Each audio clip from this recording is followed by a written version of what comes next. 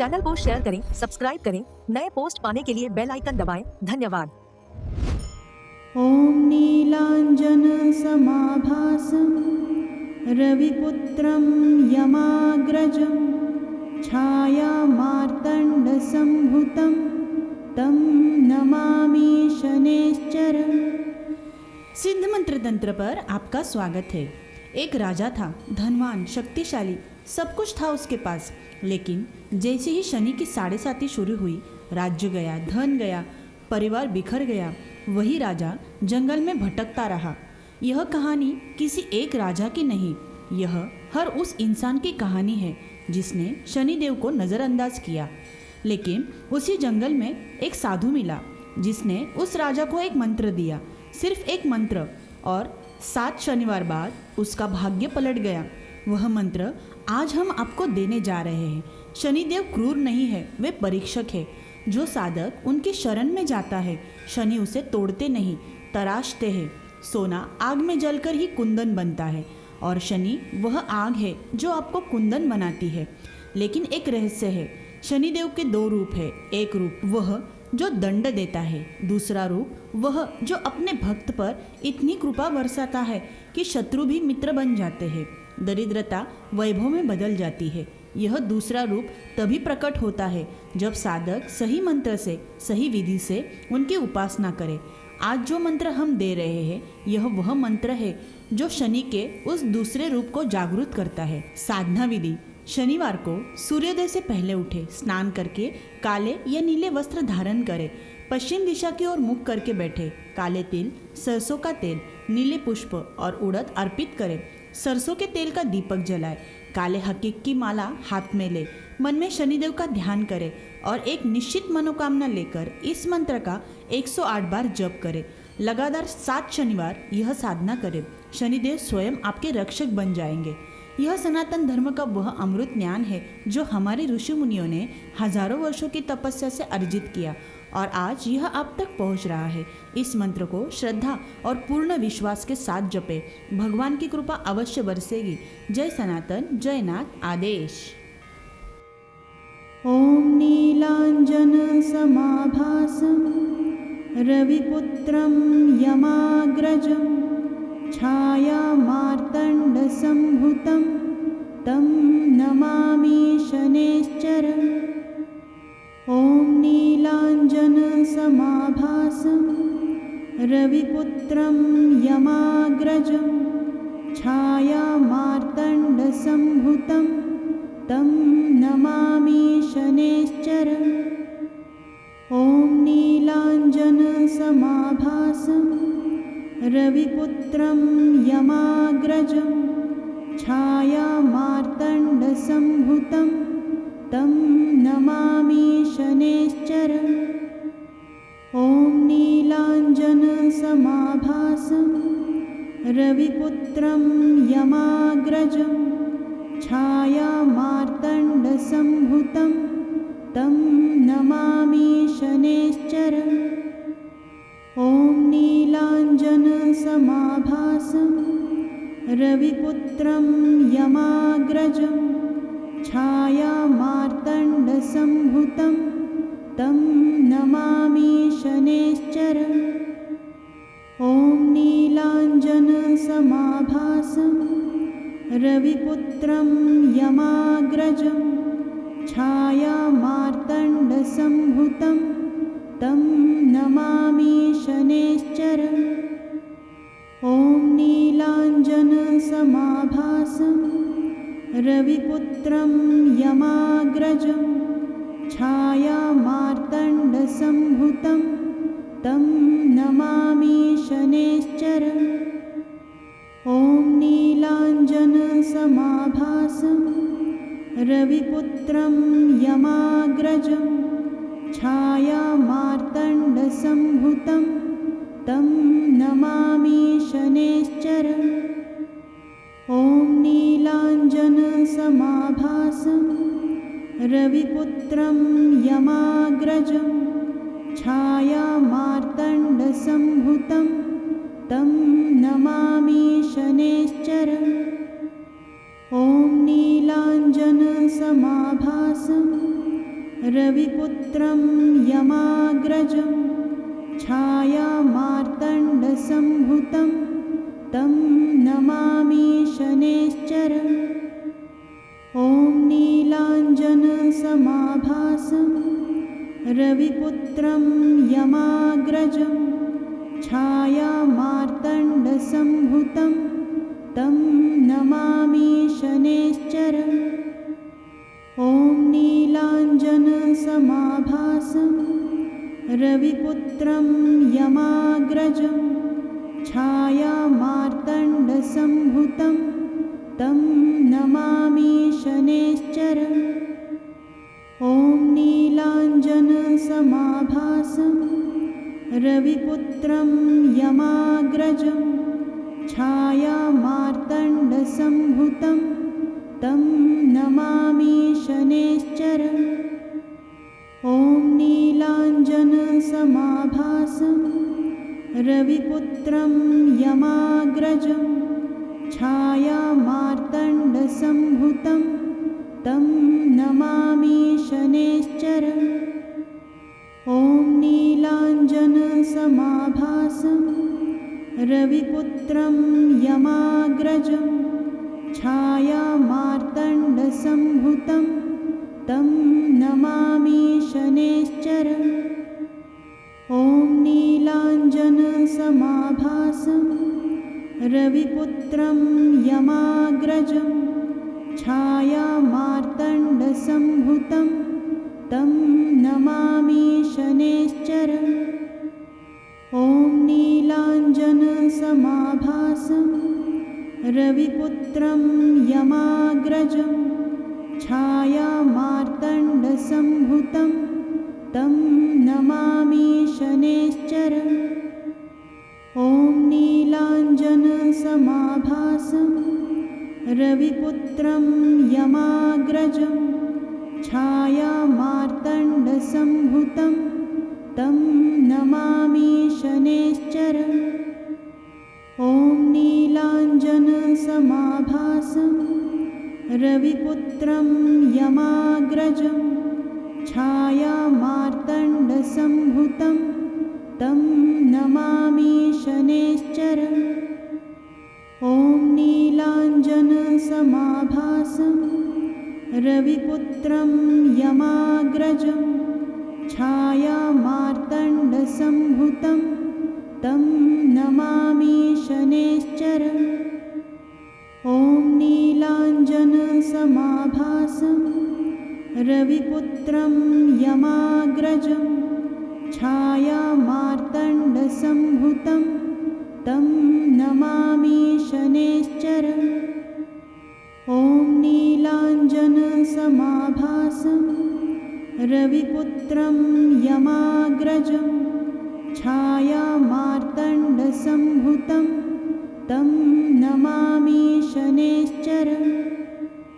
ॐ नीलाञ्जनसमाभासं रविपुत्रं यमाग्रजं छायामार्तण्डसम्भुतं तं नमामि शनैश्चरम्।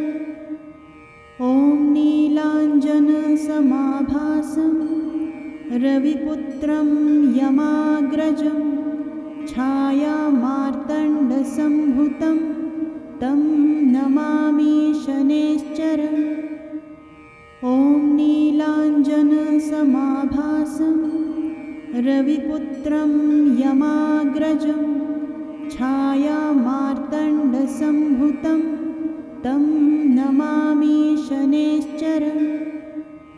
ॐ नीलाञ्जनसमाभासं रविपुत्रं यमाग्रजं छायामार्तण्डसम्भुतं तं नमामि शनैश्चरम्। ॐ नीलाञ्जनसमाभासं रविपुत्रं यमाग्रजं छायामार्तण्डसम्भुतं तं नमामि शनैश्चरम्।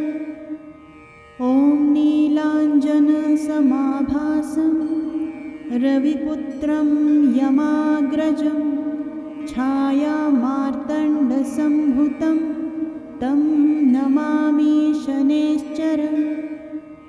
ॐ नीलाञ्जनसमाभासं रविपुत्रं यमाग्रजं छायामार्तण्डसम्भुतं तं नमामि शनैश्चरम्। ॐ नीलाञ्जनसमाभासं रविपुत्रं यमाग्रजं छायामार्तण्डसम्भुतं तं नमामि शनैश्चरम्। ॐ नीलाञ्जनसमाभासं रविपुत्रं यमाग्रजं छायामार्तण्डसम्भुतं तं नमामि शनैश्चरम्। ॐ नीलाञ्जनसमाभासं रविपुत्रं यमाग्रजं छायामार्तण्डसम्भुतं तं नमामि शनैश्चरम्। ॐ नीलाञ्जनसमाभासं रविपुत्रं यमाग्रजं छायामार्तण्डसम्भुतं तं नमामि शनैश्चरम्। ॐ नीलाञ्जनसमाभासं रविपुत्रं यमाग्रजं छायामार्तण्डसम्भुतं तं नमामि शनैश्चरम्। ॐ नीलाञ्जनसमाभासं रविपुत्रं यमाग्रजं छायामार्तण्डसम्भुतं तं नमामि शनैश्चरम्। ॐ नीलाञ्जनसमाभासं रविपुत्रं यमाग्रजं छायामार्तण्डसम्भुतं तं नमामि शनैश्चरम्। ॐ नीलाञ्जनसमाभासं रविपुत्रं यमाग्रजं छायामार्तण्डसम्भुतं तं नमामि शनैश्चरम्। ॐ नीलाञ्जनसमाभासं रविपुत्रं यमाग्रजं छायामार्तण्डसम्भुतं तं नमामि शनैश्चरम्। ॐ नीलाञ्जनसमाभासं रविपुत्रं यमाग्रजं छायामार्तण्डसम्भुतं तं नमामि शनैश्चरम्। ॐ नीलाञ्जनसमाभासं रविपुत्रं यमाग्रजं छायामार्तण्डसम्भुतं तं नमामि शनैश्चरम्। ॐ नीलाञ्जनसमाभासं रविपुत्रं यमाग्रजं छायामार्तण्डसम्भुतं तं नमामि शनैश्चरम्। ॐ नीलाञ्जनसमाभासं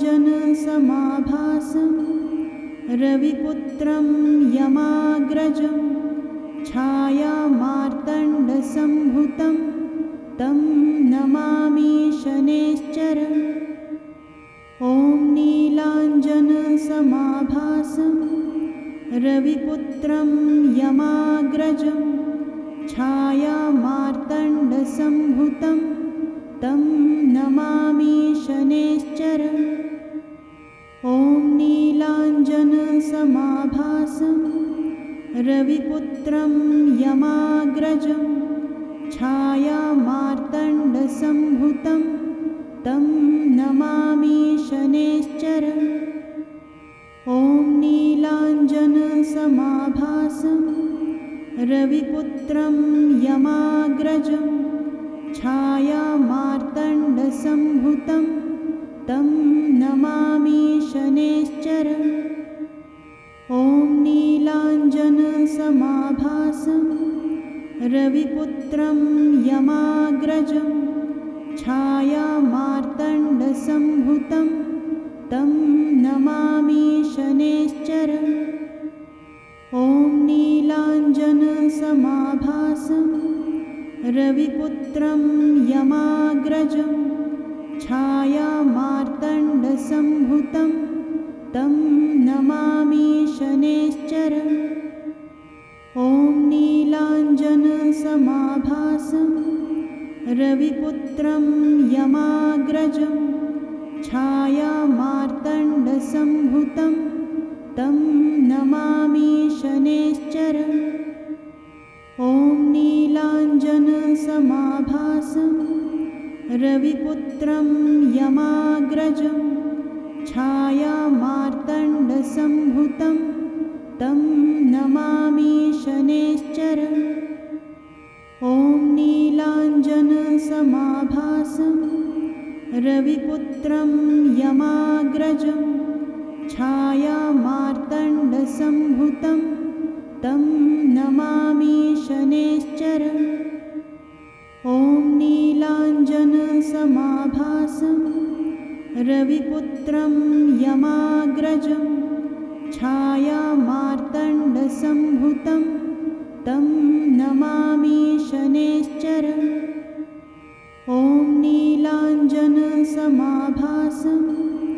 रविपुत्रं यमाग्रजं छायामार्तण्डसम्भुतं तं नमामि शनैश्चरम्।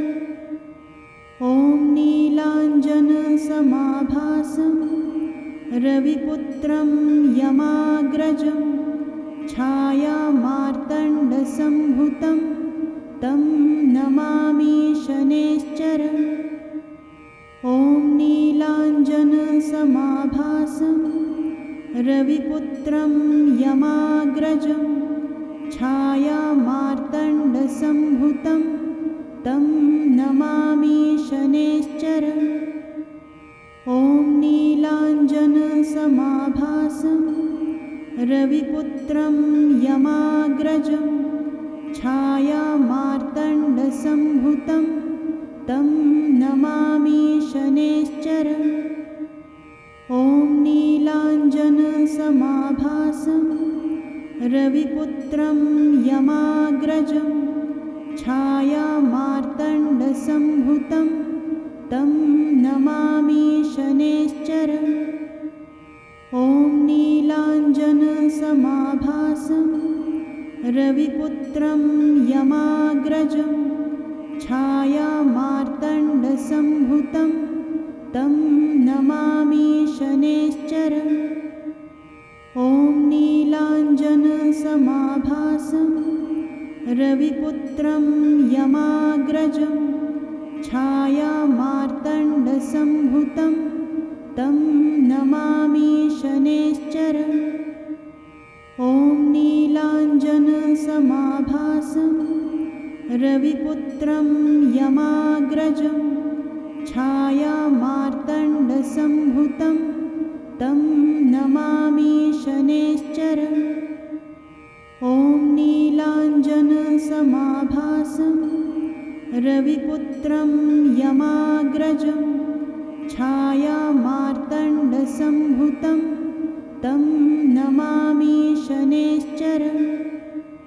ॐ नीलाञ्जनसमाभासं रविपुत्रं यमाग्रजं छायामार्तण्डसम्भुतं तं नमामि शनैश्चरम्। ॐ नीलाञ्जनसमाभासं रविपुत्रं यमाग्रजं छायामार्तण्डसम्भुतं तं नमामि शनैश्चरम्। ॐ नीलाञ्जनसमाभासं रविपुत्रं यमाग्रजं छायामार्तण्डसम्भुतं तं नमामि शनैश्चरम्। ॐ नीलाञ्जनसमाभासं रविपुत्रं यमाग्रजं छायामार्तण्डसम्भुतं तं नमामि शनैश्चरम्। ॐ नीलाञ्जनसमाभासं रविपुत्रं यमाग्रजं छायामार्तण्डसम्भुतं तं नमामि शनैश्चरम् ॐ नीलाञ्जनसमाभासं रविपुत्रं यमाग्रजं छायामार्तण्डसम्भुतं तं नमामि शनैश्चरम् ॐ नीलाञ्जनसमाभासं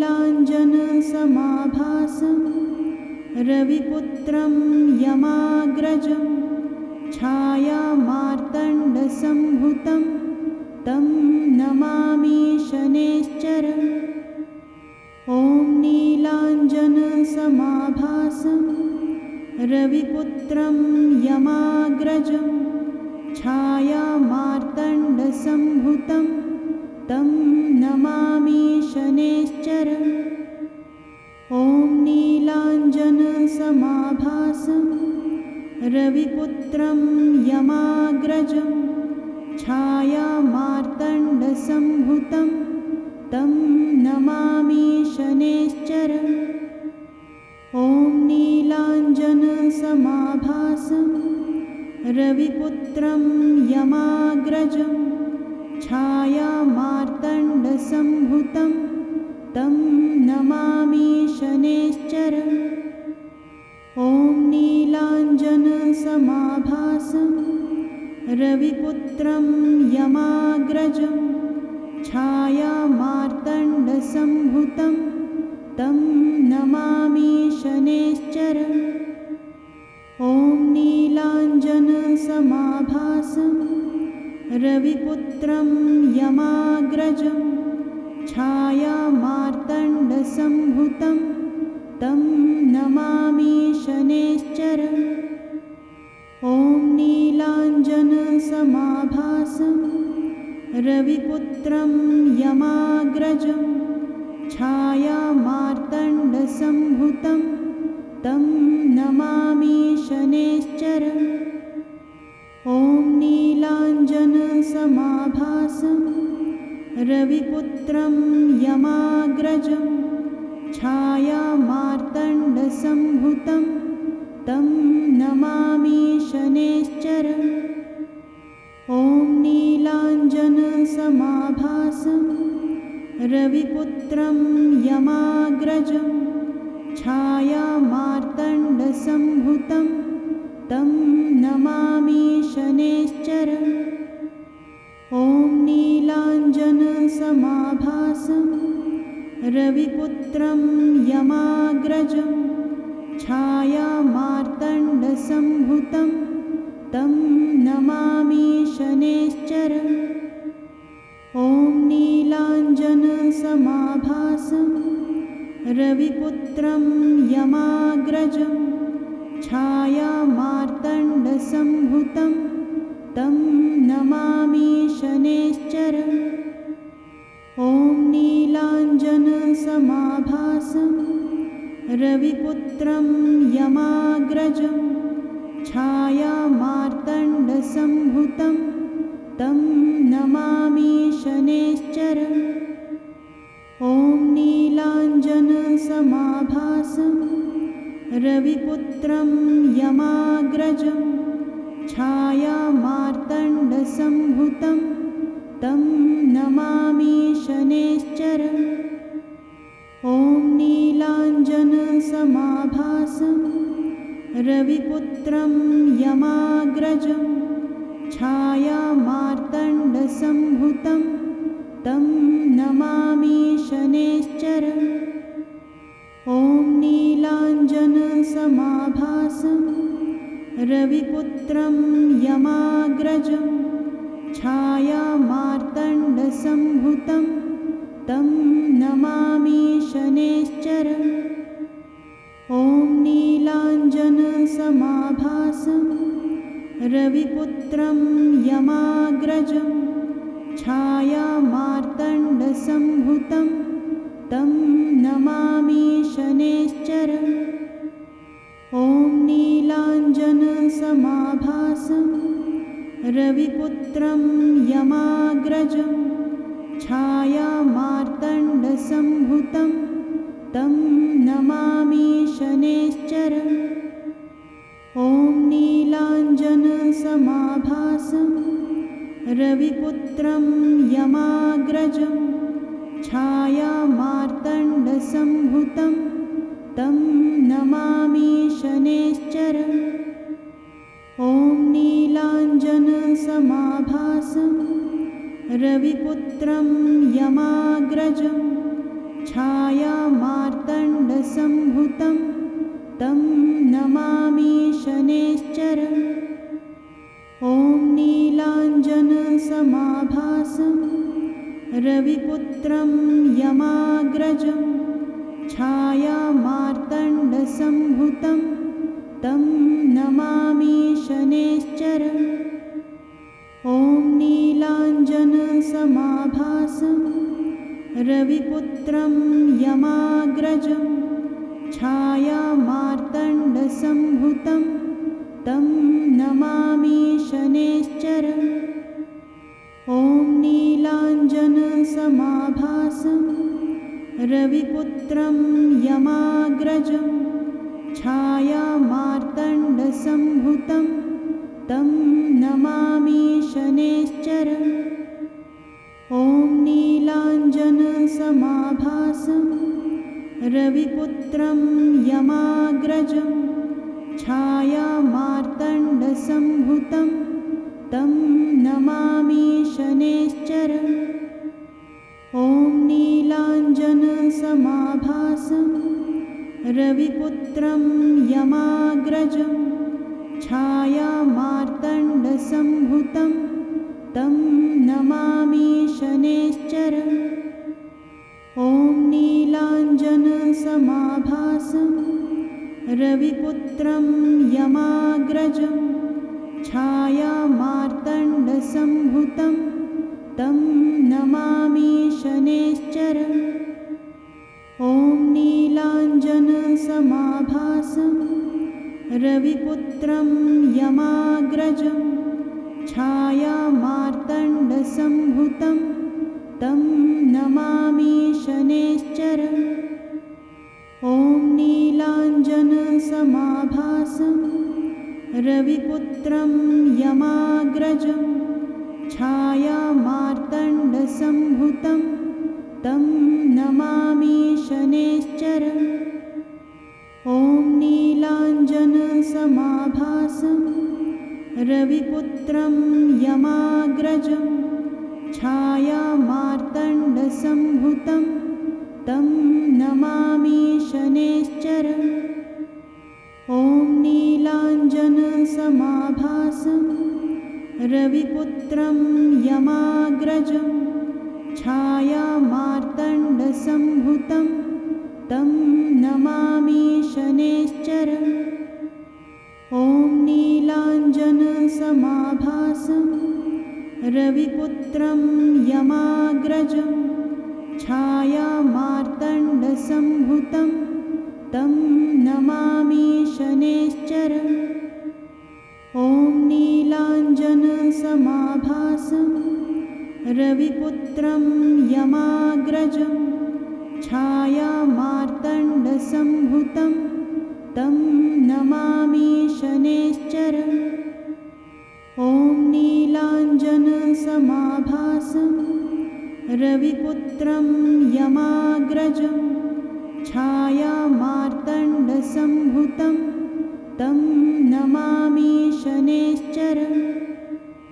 ॐ नीलाञ्जनसमाभासं रविपुत्रं यमाग्रजं छायामार्तण्डसम्भुतं तं नमामि शनैश्चरम्।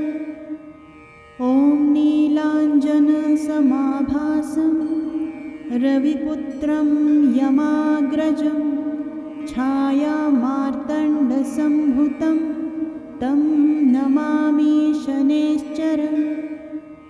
ॐ नीलाञ्जनसमाभासं रविपुत्रं यमाग्रजं छायामार्तण्डसम्भुतं तं नमामि शनैश्चरम्। ॐ नीलाञ्जनसमाभासं रविपुत्रं यमाग्रजं छायामार्तण्डसम्भुतं तं नमामि शनैश्चरम् ॐ नीलाञ्जनसमाभासं रविपुत्रं यमाग्रजं छायामार्तण्डसम्भुतं तं नमामि शनैश्चरम् ॐ नीलाञ्जनसमाभासं रविपुत्रं यमाग्रजं छायामार्तण्डसम्भुतं तं नमामि शनैश्चरम् ॐ नीलाञ्जनसमाभासं रविपुत्रं यमाग्रजं छायामार्तण्डसम्भुतं तं नमामि शनैश्चरम् ॐ नीलाञ्जनसमाभासं रविपुत्रं यमाग्रजं छायामार्तण्डसम्भुतं तं नमामि शनैश्चरम् ॐ नीलाञ्जनसमाभासं रविपुत्रं यमाग्रजं छायामार्तण्डसम्भुतं तं नमामि शनैश्चरम् ॐ नीलाञ्जनसमाभासं रविपुत्रं यमाग्रजं छायामार्तण्डसम्भुतं तं नमामि शनैश्चरम् ॐ नीलाञ्जनसमाभासं रविपुत्रं यमाग्रजं छायामार्तण्डसम्भुतं तं नमामि शनैश्चरम्। चैनल को शेयर करें, सब्सक्राइब करें, नए पोस्ट पाने के लिए बेल आइकन दबाएं। धन्यवाद।